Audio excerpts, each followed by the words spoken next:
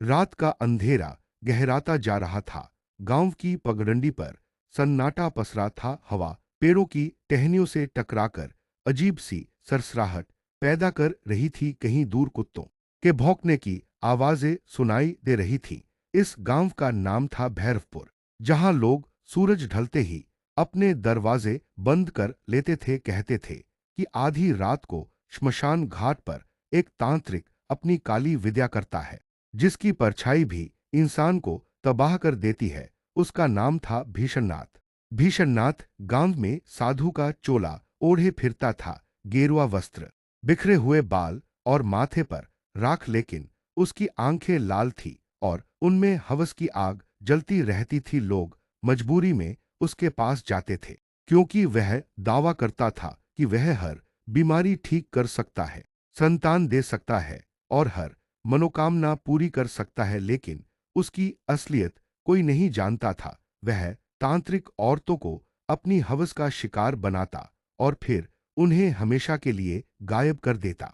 गांव की औरतें उससे खौफ खाती थी, लेकिन कभी कभी मजबूरी इंसान से सब कुछ करवाती है। एक बार गांव की रेखा नाम की औरत अपने बीमार पति को बचाने के लिए भीषणनाथ के पास पहुंची। रेखा के पति को कोई अनजानी बीमारी हो गई थी। गांव का कोई वैद्य उसे ठीक नहीं कर पा रहा था। रेखा रोती हुई भीषणनाथ के पास पहुंची और कहा, बाबा, मेरे पति को बचा लीजिए। तांत्रिक ने आंखें मूंद ली और कुछ मंत्र पढ़ने का नाटक किया। फिर धीरे धीरे बोला, देवी को प्रसन्न करना होगा। अगर तू देवी की बलि देगी तो तेरा पति बच जाएगा। रेखा कांप गई। उसने पूछा, कैसी बलि? तांत्रिक ने उसकी तरफ घूरते हुए कहा, तेरी आत्मा और तेरा शरीर ही देवी की बलि है।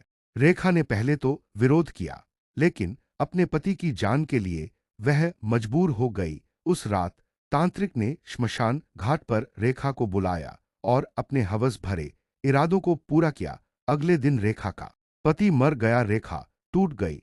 उसे समझ आ गया कि तांत्रिक ने उसे धोखा दिया, लेकिन वह किसी से कुछ कह नहीं सकी। भीषणनाथ का डर गांव वालों के दिल में घर कर गया था। धीरे धीरे और औरतें गायब होने लगी। इसी बीच गांव में सुधा नाम की एक औरत आई। वह अपने पति के साथ शहर से यहां आई थी, लेकिन उसका पति नौकरी के कारण शहर लौट गया और सुधा अकेली गांव में रहने लगी। सुधा खूबसूरत और निडर थी। उसकी आंखों में आत्मविश्वास था। भीषणनाथ ने जब उसे पहली बार देखा तो उसकी हवस और बढ़ गई। उसने मन ही मन ठान लिया कि एक दिन यह औरत उसकी होगी। वह धीरे धीरे सुधा के पास जाने की कोशिश करने लगा। कभी उसकी चौखट पर नींबू नारियल रख देता, कभी उसे देखता हुआ अजीब मुस्कान देता, लेकिन सुधा उस पर ध्यान नहीं देती। उसने मन ही मन ठान लिया था कि इस तांत्रिक की चाल में नहीं फंसेगी। यही बात भीषणनाथ को और उकसाती उसकी आंखों में आग जलने लगी।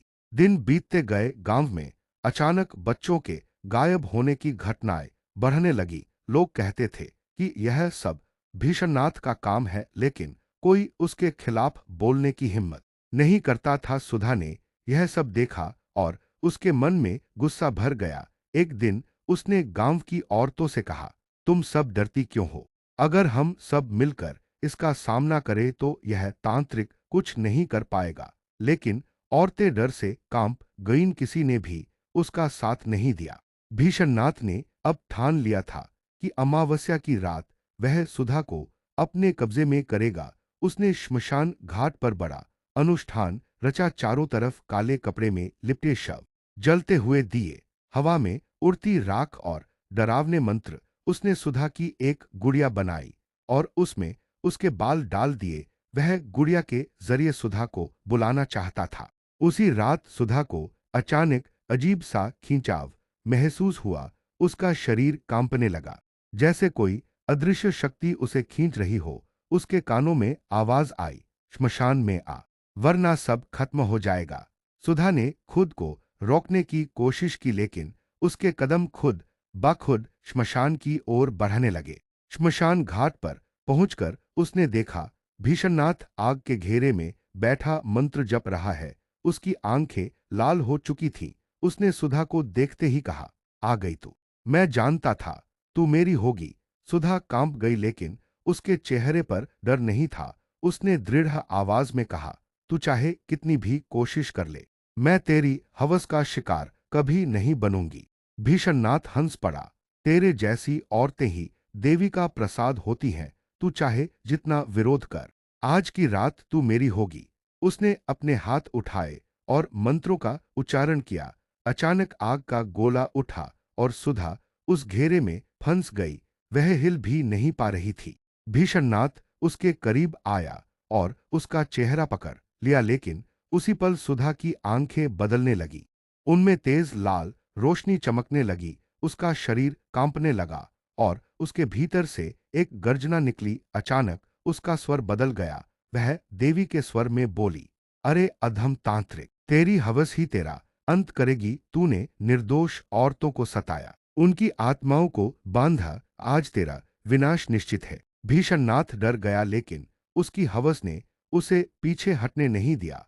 उसने मंत्र और तेजी से पढ़ना शुरू किया, लेकिन हर मंत्र उल्टा पड़ रहा था। चारों तरफ राख उड़ने लगी, कंकाल हिलने लगे और आग की लपटें आसमान छूने लगी। सुधा का शरीर अब देवी काली के रूप में बदल गया था। उसके बाल बिखरे, आंखों में अग्नि और हाथों में अदृश्य शस्त्र। भीषणनाथ चिल्लाया, नहीं, मैं अजय हूं, कोई मुझे हरा नहीं सकता। लेकिन तभी चारों तरफ से औरतों की आत्माएं प्रकट हुईं। वे सब वही थीं जिन्हें तांत्रिक ने अपनी हवस का शिकार बनाया था। वे आत्माएं चिल्ला चिल्लाकर कह रही थीं, तेरा अंत हो गया। कंकाल जीवित होकर भीषणनाथ को पकड़ने लगे। उसने छूटने की कोशिश की, लेकिन असफल रहा। आग की लपटें उसके शरीर को जलाने लगी। सुधा देवी के रूप में बोली, तेरे पापों का हिसाब अब पूरा होगा। भीषणनाथ दर्द से चीखने लगा। उसका शरीर राख में बदलता जा रहा था। उसने अंतिम बार सुधा की ओर देखा और बोला, मेरी हवस कभी खत्म नहीं होगी। मेरी आत्मा लौटेगी। और वह जलकर भस्म हो गया। सुधा धीरे धीरे सामान्य रूप में लौट आई। गांव वाले दौड़कर श्मशान पहुंचे और उन्होंने यह दृश्य देखा। सब लोग सुधा के पैरों में गिर पड़े। उन्होंने कहा, तू देवी है, तूने हमें बचाया। गांव में शांति लौट आई। औरतें अब सुरक्षित महसूस करने लगी। लेकिन आज भी जब अमावस्या की रात आती है और हवा तेज चलती है, तो श्मशान घाट से औरतों की चीखें सुनाई देती हैं। गांव वाले कहते हैं कि वह भीषणनाथ की भटकती आत्मा है, जो अपनी अधूरी हवस लेकर आज भी उस अंधेरे में कैद है। सुधा जब गांव लौटकर आई तो उसका चेहरा पीला पड़ चुका था। उसके पैरों में थकान और आंखों में एक अजीब सी चमक थी। गांव की औरतें उसके चारों तरफ घिर गईं और सवाल करने लगी, क्या हुआ? तू अकेली श्मशान तक गई थी, कैसे बचकर आई? सुधा ने बस इतना कहा, अब डरने की जरूरत नहीं, तांत्रिक का अंत हो चुका है। लेकिन गांव वाले आसानी से मानने वाले नहीं थे। उनमें से कुछ बुजुर्ग और आदमी कहने लगे, नहीं, वो इतना आसान नहीं है। भीषणनाथ कोई साधारण इंसान नहीं था। उसने दशकों तक काला तंत्र किया है। उसकी आत्मा इतनी जल्दी मुक्त नहीं होगी। सुधा ने गहरी सांस ली। उसने सोचा कि शायद सच यही है, क्योंकि जब भीषणनाथ जलकर राख हुआ था, उसकी आंखों में अब भी एक हवस थी, जैसे उसकी आत्मा बुझी नहीं, बस कहीं दब गई हो। दिन बीतते गए। गांव में फिर से सामान्य जीवन शुरू हो गया। लोग खेतों में काम करने लगे, बच्चे खेलते नजर आने लगे और औरतें अपने घरों में हंसने बोलने लगी। लेकिन सुधा को रात में नींद नहीं आती थी। हर अमावस्या की रात उसके सपनों में वही दृश्य आता, श्मशान, आग और भीषणनाथ की चीख। वह अक्सर सपने में उसकी लाल आंखें देखती और उसके कानों में आवाज गूंजती, मेरी हवस कभी खत्म नहीं होगी। एक रात उसने खिड़की से बाहर देखा। चांद बादलों में छुपा था और हवा अजीब तरह से गूंज रही थी। अचानक उसने देखा कि गांव के बाहर के पुराने बरगद के पेड़ के नीचे कोई परछाई खड़ी है। परछाई धीरे धीरे हिल रही थी, जैसे कोई वहां से उसे घूर रहा हो। सुधा का दिल जोर जोर से धड़कने लगा। उसने आंखें मली, दोबारा देखा तो परछाई गायब थी, लेकिन उसके कानों में फुसफुसाहट गूंज रही थी, सुधा, तू मेरी है। अगले दिन गांव में एक और अजीब घटना हुई। रामसखी नाम की औरत सुबह अपने घर से लापता हो गई। उसके बच्चे रोते हुए पूरे गांव में उसे ढूंढते रहे। लोगों को शक हुआ कि यह फिर से भीषणनाथ की आत्मा का काम है। गांव में दहशत फैल गई। सब लोग सुधा के पास पहुंचे और बोले, तू ही हमें बचा सकती है, तू देवी है, कृपा कर हमें फिर से उस पिशाच से बचा। सुधा चुप रही। वह खुद जानती थी कि अभी उसकी लड़ाई खत्म नहीं हुई है। भीषणनाथ की आत्मा अभी भी अधूरी हवस में भटक रही है। उसने ठान लिया कि इस बार वह उसे हमेशा के लिए मुक्त करेगी। उस रात सुधा अकेली श्मशान की ओर चली गई। चारों तरफ अंधेरा, सूखी पत्तियों की खड़खड़ाहट और उल्लुओं की चीखें। श्मशान के पास पहुंचकर उसने देखा कि वहां वही बरगद का पेड़ है जिसके नीचे लोग शव रखकर अंतिम संस्कार से पहले प्रतीक्षा करते थे। पेड़ की शाखाओं पर अजीब सी परछाइयां हिल रही थीं। अचानक जमीन पर से धुआं उठने लगा। धुएं से एक चेहरा उभरा, भीषणनाथ का चेहरा। उसकी लाल आंखें चमक रही थी और होठों पर हवस भरी मुस्कान थी। उसने कहा, देखा, मैंने कहा था न कि मेरी हवस खत्म नहीं होगी। मैं लौटा हूं और इस बार तुझे छोड़ूंगा नहीं। सुधा कांप गई लेकिन उसने हिम्मत नहीं हारी। उसने अपने भीतर से मंत्रोच्चारण शुरू किया। उसके होठों से अनजाने शब्द निकलने लगे। यह वही शक्ति थी जो अमावस्या की रात उसमें जागी थी। उसके शरीर से रोशनी निकलने लगी। भीषणनाथ की आत्मा तिलमिलाई, नहीं, तू मुझे बार बार हर नहीं सकती। मेरी हवस अनंत है। मैं औरतों की आत्माओं से शक्तिशाली बन चुका हूं। मैं तुझसे भी ताकतवर हूं। सुधा ने आंखें बंद की और मन ही मन मां काली को पुकारा। अचानक हवा तेज हो गई। आसमान में बिजली कड़कने लगी। बरगद का पेड़ कांप उठा। सुधा की आंखें लाल हो गईं और उसके हाथों में त्रिशूल का आभास हुआ। उसने जोर से कहा, तेरे पापों का हिसाब अभी बाकी है। तू औरतों की इज्जत से खेलता रहा। तूने मासूमों की बलि दी। अब तेरी आत्मा शांति नहीं पाएगी। तू राख में मिल जाएगा। भीषणनाथ जोर से हंसा, मुझे कोई नहीं रोक सकता। मैं हवस का राक्षस हूं। जब तक औरतें हैं मेरी आत्मा जिंदा रहेगी। इतना कहकर उसने अचानक गांव की ओर रुख किया। उसकी आत्मा धुएं का रूप लेकर गांव की औरतों पर झपटने लगी। औरतें चीख पड़ी। बच्चे डर से मानो के पीछे छुप गए। लेकिन तभी सुधा ने हवा में त्रिशूल घुमाया और चिल्लाई, रुको अधम। आकाश से बिजली गिरी और भीषणनाथ की आत्मा उसी बरगद के पेड़ से बंध गई। पेड़ की शाखाएं उसके चारों ओर लिपट गईं। आत्मा चीखने लगी। सुधा ने आगे बढ़कर मंत्र पढ़ा। चारों तरफ से वही औरतों की आत्माएं प्रकट हुईं जिन्हें तांत्रिक ने कभी सताया था। वे सब चिल्ला रही थी, हमें मुक्त कर, इसे नष्ट कर। सुधा ने अपनी सारी ताकत जुटाई और अंतिम मंत्र बोला। पेड़ से आग की लपटें उठीं और भीषणनाथ की आत्मा जलने लगी। वह दर्द से चीखने लगा, नहीं, मेरी हवस, मेरी शक्ति, मुझे मत मारो। लेकिन इस बार उसकी आवाज सच में बुझ गई। आत्मा राख में मिल गई। गांव में शांति छा गई। औरतों की आत्माएं भी मुक्त होकर आसमान की ओर चली गईं। सुधा जमीन पर गिर पड़ी। उसके माथे पर पसीना था लेकिन उसके चेहरे पर संतोष की मुस्कान। गांव वाले दौड़कर उसके पास आए और बोले, देवी, तूने हमें सच्चा उद्धार दिया। गांव में अब शांति लौट आई। लेकिन कहते हैं कि उस पुराने बरगद के पेड़ पर अब भी निशान है। जब अमावस्या की रात आती है और हवा तेज चलती है तो लोग कहते हैं कि धुएं में किसी की फुसफुसाहट गूंजती है।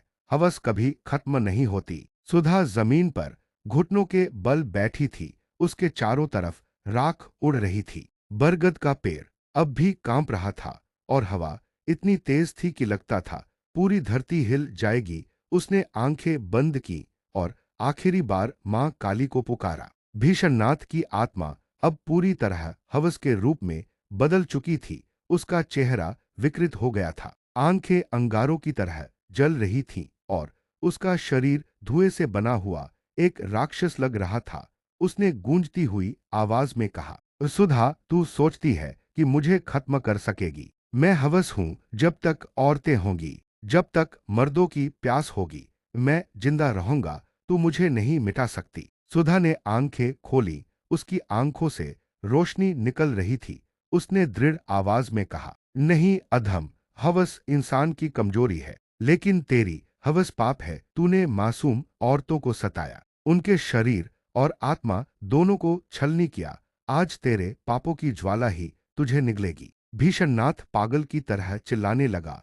वह सुधा पर झपटा धुएं का विशाल साया उसके चारों ओर फैल गया। पूरा गांव चीखने लगा। बच्चे रोते हुए अपनी मानों से लिपट गए, लेकिन तभी सुधा के हाथ में एक चमकता हुआ त्रिशूल प्रकट हुआ। उसने पूरा दम लगाकर त्रिशूल भीषणनाथ की आत्मा के सीने में घोंप दिया। एक कानफाड़ू चीख आसमान में गूंज उठी। पूरा बरगद का पेड़ आग की लपटों में घिर गया।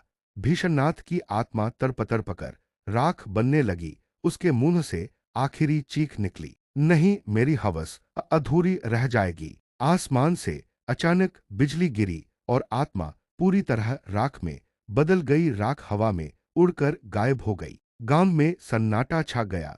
सिर्फ सुधा की भारी सांसों की आवाज गूंज रही थी। उसने थककर जमीन पर बैठते हुए आसमान की ओर देखा। चांद निकल आया था और रात की कालिमा टूट चुकी थी। गांव वाले दौड़कर आए। सबकी आंखों में आंसू थे। उन्होंने सुधा के चरण छूकर कहा, तू देवी है, तूने हमें उस राक्षस से मुक्त किया। अब हमारा गांव सच में सुरक्षित है। सुधा ने कुछ नहीं कहा। उसके चेहरे पर थकान थी, लेकिन आंखों में संतोष। बरगद का पेड़ अब सिर्फ एक जली हुई ठूंठ रह गया था। लोग कहते हैं कि उस दिन के बाद भीषणनाथ की आत्मा कभी वापस नहीं आई, लेकिन आज भी जब अमावस्या की रात आती है और हवा बहुत तेज चलती है, तो गांव वाले कसम खाते हैं कि उस पेड़ की ठूंठ से एक फुसफुसाहट सुनाई देती है। हवस कभी खत्म नहीं होती।